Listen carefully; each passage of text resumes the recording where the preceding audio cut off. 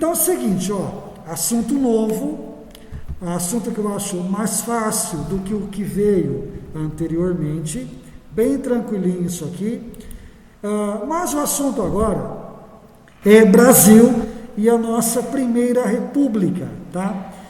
Você vai lembrar o seguinte, né? Lá em 1889 houve um golpe militar, né? Que coloca fim aos anos de monarquia, coloca fim aos anos de império brasileiro e dá início à nossa república.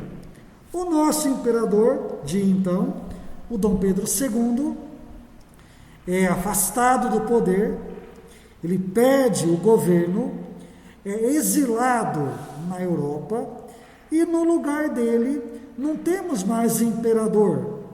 Por quê? A partir de agora, se o Brasil é uma república, quem vai nos governar é um presidente, tá? Então a grande diferença da monarquia para a república é que na monarquia quem governa ou é um rei ou é um imperador, tá? Na república quem governa é um presidente, eleito ou não, tá? Mas a figura política central é a do presidente da república. Tá bom, gente? Sussa, tranquilo, de boa. Vamos lá então, hein? Continuando. Nessa imagem que abre o seu módulo aí, o seu capítulo, você tem aqui, né, a famosa imagem da República Romana, a imagem daquela governante que vai guiar os povos a um futuro melhor, né, onde todo mundo vai ser igual, onde todos têm os mesmos direitos, os mesmos deveres. Legal, né, cara? Porque na teoria tudo é muito bonito, tudo funciona muito bem. Na prática, a história é totalmente diferente. Então, se em teoria tudo funciona, tudo é belo, todo mundo é igual, na prática são outros 500. Beleza? Vamos lá então, hein? Continuando. Muito bem. Estamos na página 56. Legal. Olha, naquela época, vamos entender o seguinte, a República começa com um golpe militar, tá? Esse golpe foi dado em 15 de novembro de 1889. Com esse golpe, temos o nosso primeiro presidente, que é o Marechal Deodoro da Fonseca. O termo marechal se refere ao mais alto grau do exército, tá? Ou seja, o nosso primeiro presidente estava ligado às Forças Armadas. Era um líder militar e não civil. O que é um civil? Eu, vocês, todo mundo que não seja militar é um civil. Entendeu? Beleza? É que nem a polícia. Tem a polícia militar e a polícia civil.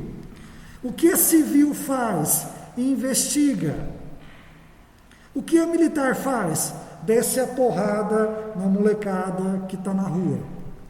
Sem motivo algum às vezes, tá? Mas a militar tem poder de prender, tem poder de intimidar. A civil não, tá bom? Teoricamente, lógico, na prática a gente sabe que a civil também desce a porrada na molecada por aí. Tudo bem? Vamos lá. Se agora o Brasil é monarquia, se agora o Brasil enterrou a antiga, se o Brasil é república e enterrou a antiga monarquia, então o Brasil agora é um país moderno, é um país civilizado. A nossa capital não era Brasília, como é hoje. Alguém sabe, nessa época, qual era a nossa capital? Alguém sabe? A capital do Brasil, nessa época, era qual? Alguém tem ideia? Rio. Rio de Janeiro, perfeito. E havia toda uma ideia, na época, de transformar o Rio numa nova Paris. Olha isso, cara. O Rio, com seus 40 graus de temperatura, ia virar uma nova Paris. O que vai acontecer, então? O governo, independente da época histórica, está sempre, eu posso falar um palavrãozinho aqui? Tá? O governo está sempre cagando para o pobre. Nenhum governo se importa de verdade com o pobre. Alguns são um pouco melhores, outros são um pouco piores, mas ninguém se importa com o pobre. Quando a República surge, tá? 1889, havia a ideia de transformar a nossa capital, o Rio de Janeiro, numa nova Paris. Como? Tirando o pobre da região central da cidade. Então, o nosso governo federal, com Deodoro da Fonseca, né, que começa a República, e mais tarde, no governo Rodrigues Alves, um outro presidente, junto com o prefeito do Rio, o Pereira Passos, eles vão modernizar a cidade, alargando a avenida, construindo novos prédios e, principalmente, desalojando o pobre que morava no centro da cidade, nos cortiços. Sabe o que é um cortiço? É um monte de casa de madeira, muito pobrezinha, tá? Uma perto da outra, tudo encostado ali, tá? Era ali que o pobre morava. O governo chegou e falou: olha, vai todo mundo sair daqui. Mas nós vamos para onde? Dane-se, se virem, saiam da região central do Rio. E o governo, se isso fosse feito hoje, o governo obrigatoriamente teria que dar uma casa para os desalojados. Na época, não. Na época, o governo colocava as pessoas para correr e o cara tinha que se virar. Ele vai morar onde? Nos morros do Rio de Janeiro, nos morros do Rio, em locais em que ninguém queria morar. Porque o morro, quando chove, a chuva leva tudo para baixo, desaba tudo aquilo ali. E nesse morro tinha uma planta chamada planta favela. Favela é o nome de uma planta muito comum nesses morros do Rio de Janeiro. E é aí que surge o termo favelado. Quem é o favelado? É o pobre que perdeu a sua casa no centro da cidade e vai morar nos morros, onde a planta favela predominava. Ou seja, o governo está pouco se lixando para o pobre. Esse pobre constrói o seu barraco de madeira, tá? Muito simples, muito pobre, lógico. E quando chovia, entre janeiro até março, quando chove muito, tudo aquilo ali, cara, vinha para baixo. E gente morria soterrada, criança morria com lama em cima dela, e ninguém estava se importando. Porque na mentalidade daquela época, quanto mais pobre morrer, melhor. Olha aí, muito louco, né? Ou seja, o Brasil era monarquia, agora virou república. O que é que muda para o pobre? Nada. O pobre continua se lascando, ok? Muito bem. Então volta aqui para o seu livro, ó. Legal. Esse ponto da história, muita atenção para esse termo que vai aparecer agora. Esse ponto da história é chamada de república oligárquica. O que é uma oligarquia? É uma classe social que está no poder. Tá? Toda a nossa primeira república, de 1889 até 1930, é dominada pela oligarquia. Oligarquia principalmente dos cafeicultores aqui do estado de São Paulo. O nosso café era o principal produto exportado para a Europa, exportado para os Estados Unidos, tá?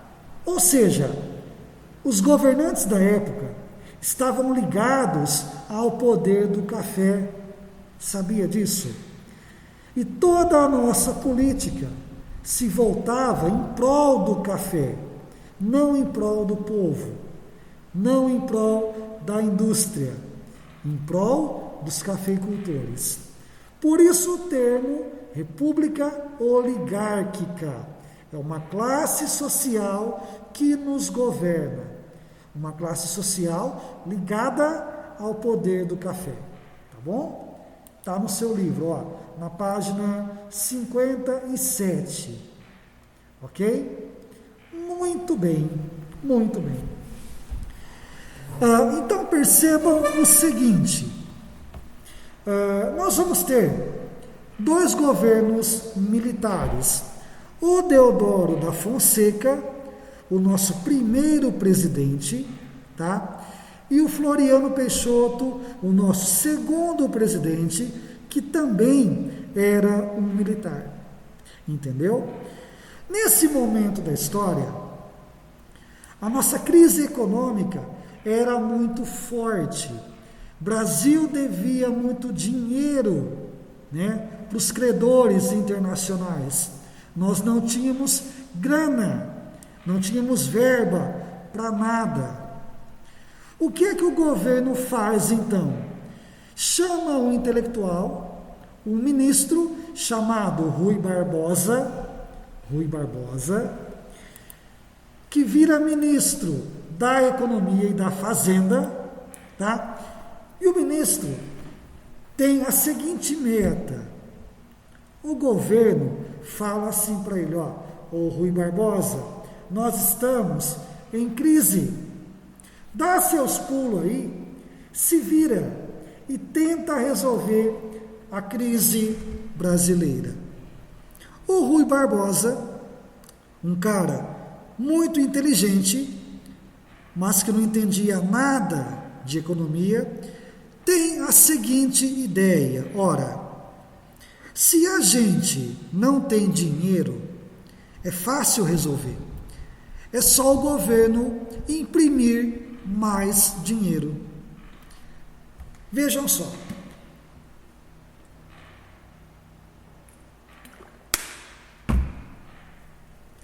O que você acha? Você acha que imprimir dinheiro resolve o problema? Então imagina que você é um presidente e que você quer resolver a crise política e econômica do país. Você vai mandar imprimir dinheiro? Resolve nada. Sabe por quê? Porque se você mandar imprimir dinheiro, quanto mais dinheiro você tiver circulando na economia, menos o dinheiro vale. Sabia disso? Porque quando tem muita coisa no mercado, o valor tende a cair. Por isso que ouro vale muito, né? E esterco não vale nada, porque ouro é raro. Então, quando o Rui Barbosa manda imprimir dinheiro, o valor do dinheiro cai muito e a inflação aumenta muito. O que é a inflação? é quando tudo fica mais caro, tá? Se algo fica mais caro, você usa mais dinheiro para comprar. Resultado, o seu iPhone vai valer muito mais. Por quê? O seu dinheiro vale muito menos. Isso se chama inflação. Então, quando o Rui Barbosa cria a política do encilhamento e manda imprimir dinheiro, o valor da nota vai lá embaixo. O valor do produto vai lá para o alto. E o seu dinheiro vale menos. Tá bom? Tranquilo? Tudo bem? Aliás, eu estou aqui na escola hoje e recebi os trabalhos de vocês. E dei uma olhada aqui no 9º ano, tá? Tem gente aí, que entregou bem pouco trabalho de história para mim aqui, Ou seja, aí a sua nota vai lá para baixo, né, parça? Aí a sua nota fica menor. Aí você vem brigar comigo, mas não manda o trabalho, né? Ou seja, quando tiver tarefa, faz bonitinho, manda para a escola. Até pode mandar a foto para mim no grupo, mas o importante é mandar o trabalho para a escola, para eu contar como sua nota, tá bom?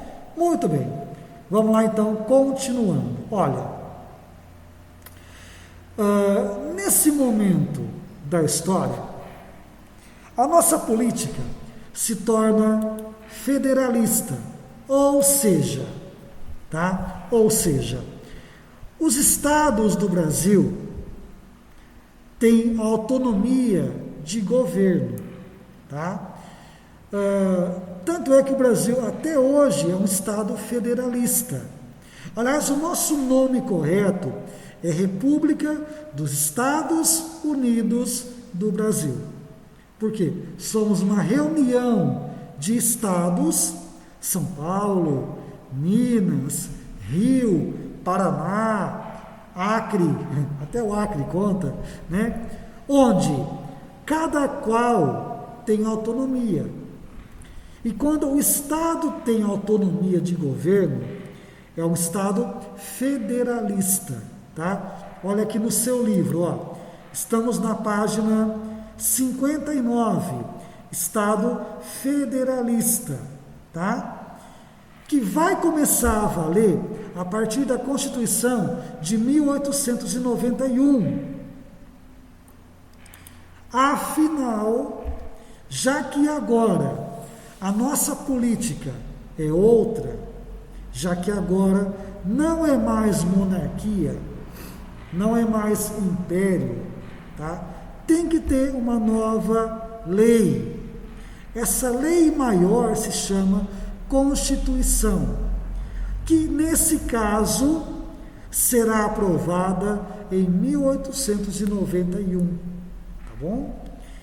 Essa Carta Magna institui diversas coisas, por exemplo, a questão que eu te falei agora, do federalismo. Outro ponto importante, a partir de agora, o Brasil tem liberdade religiosa. Porque durante todo o Império, a nossa religião oficial de Estado era a católica. Quando a República surge no lugar da monarquia, isso acaba. O governo fala, não, chega dessa história de religião. A partir de agora, e desde então, o Brasil não tem mais religião oficial. Ou seja, todas são permitidas. De boa? Tranquilo? Muito bem. Vamos lá. Quando o Deodoro assume o governo, ele o faz de forma provisória. Aí é feita uma escolha indireta e o Deodoro assume como governante do Brasil. Então ele governa de forma provisória e governa de forma eleita, tá bom? O que isso muda na prática? Nada.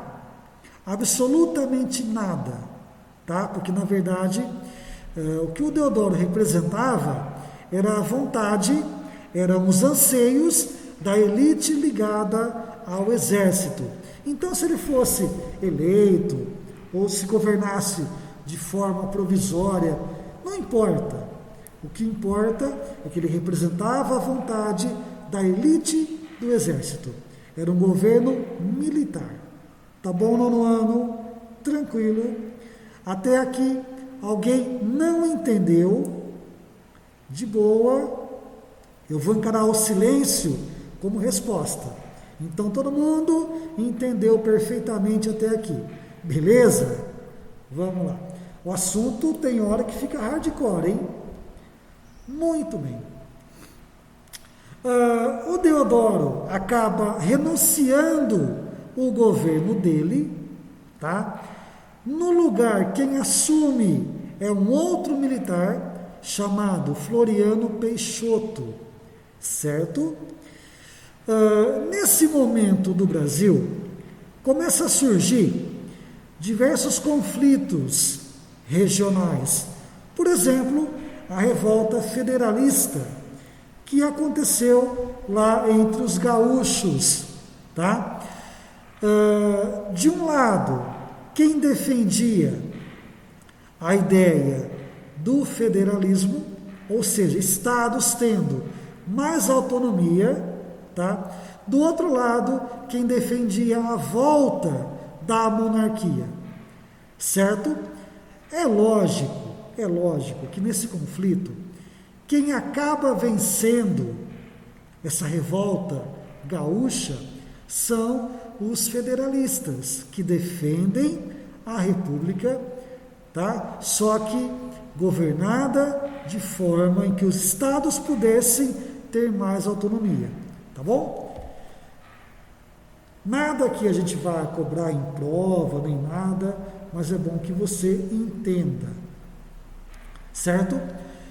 Outro ponto importante também, a revolta da Armada, que tem início em 1893.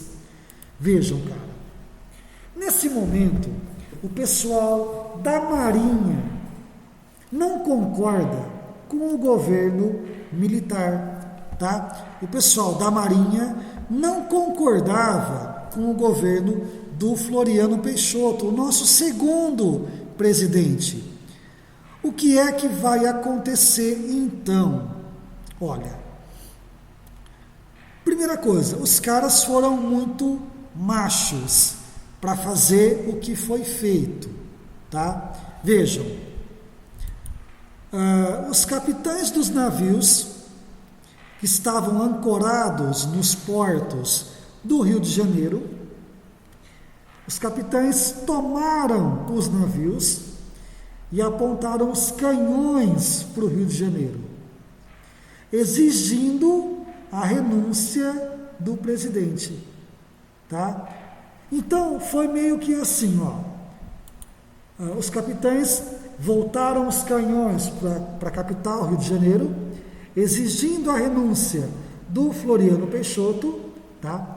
O Floriano não acata as ordens vindas dos navios, resolve interferir nesse conflito, tá? O governo age contra as tropas revoltosas, manda soldados invadirem os navios, os capitães são presos, tá?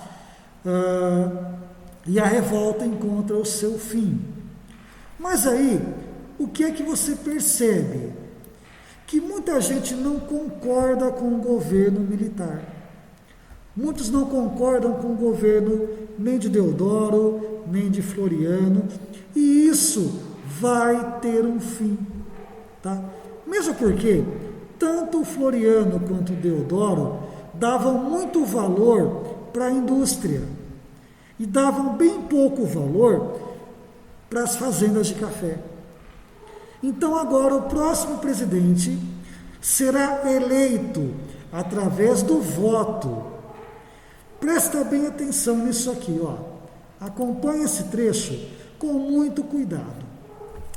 Vejam, tinha uma eleição prevista para o ano de 1894, tá? Nesta eleição, quem vence e é eleito é um cafeicultor aqui de São Paulo, chamado Prudente de Moraes. Ou seja, se o Brasil elege um presidente que é também um cafeicultor, esse governo vai dar valor ou vai priorizar qual aspecto da nossa economia? O próprio café. Por quê? O presidente é cafeicultor. Ele vai governar em benefício dele mesmo.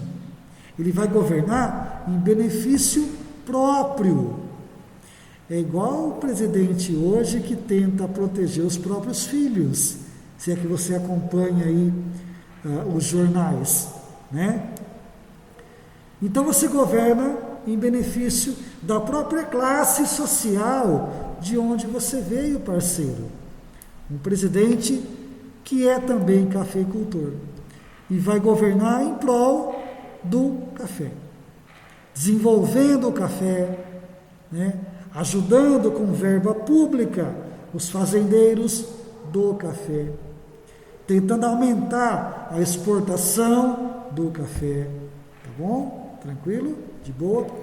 Infelizmente, é assim que a nossa política funciona, cara.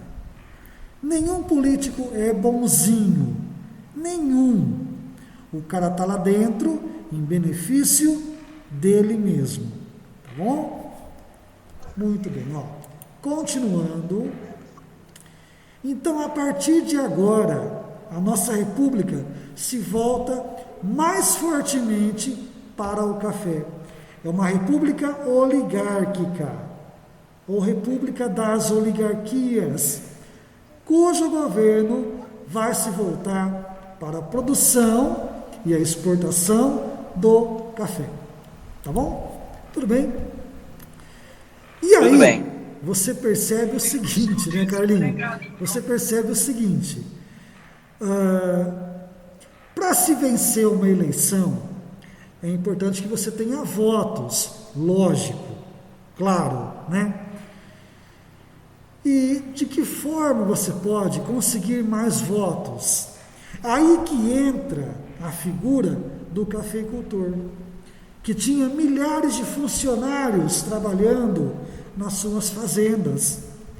Então, suponha que você seja um cafeicultor e eu seja o presidente. Se você, cafeicultor, me apoiar, você ganha o título ou o cargo de coronel. Mas você não é militar, você é um civil. Em alguns casos, é um cafeicultor muito rico, mas analfabeto. E um coronel é um cara que estudou muito para subir na hierarquia do exército. Só que agora não precisa mais disso. Se você me apoiar, você ganha o título de coronel e você, cafeicultor, manda em toda a sua região, porque você tem o apoio do presidente, entendeu? Você tem o apoio da elite política que governa o Brasil. E quando o seu funcionário for votar, você obriga o seu funcionário a votar em alguém que ou você apoia ou que eu apoie, tá? Isso tem um nome. Ó, lá no seu livro, ó, página 62, tá?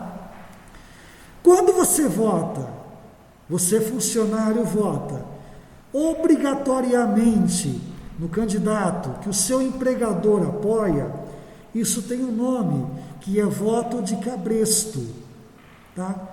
Sabe o que é um cabresto?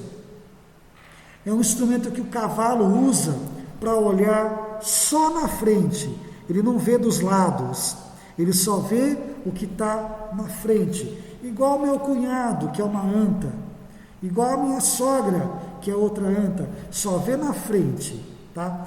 Então, um voto de cabresto funciona quando você, funcionário, subordinado, vota em alguém que o seu empregador mandou você votar. Ô Joãozinho, vota aqui no candidato A, porque eu estou te obrigando. Tá, e se eu não votar? Você perde o emprego. E se eu não votar? Bom, você pode perder a vida. Qual você escolhe? E aí o funcionário pobre votava no candidato que o empregador apontava. Beleza? Gente, ó, 9º ano, anotem aí a sua tarefa. Provavelmente para o dia 23, tá? Mas a Dona Beth vai confirmar a data com vocês ainda. Vamos lá, ó. Vai ser pouquinho, hein? Cadê? Vou pôr no chat, ó. Tarefa.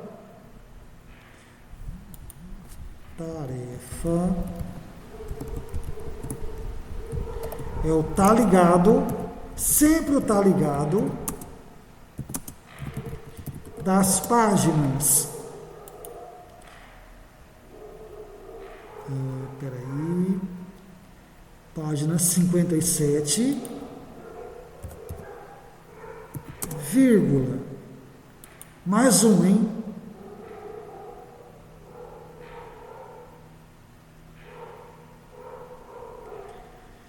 Cinquenta e 59.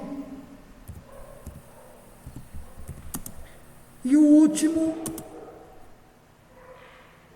só mais um, e também página 60.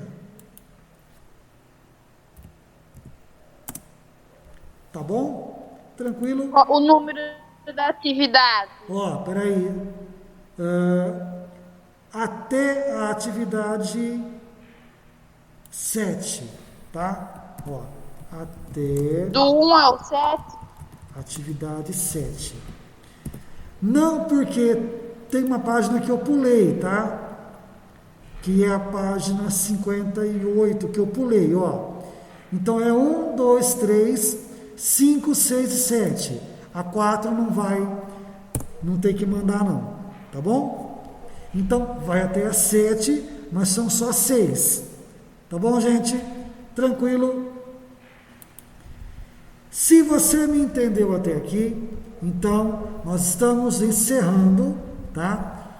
Caso alguém tenha alguma dúvida, pode perguntar, mas se não, é isso aí. Valeu por terem vindo, muito obrigado, grande abraço e até a próxima. Valeu, Nono.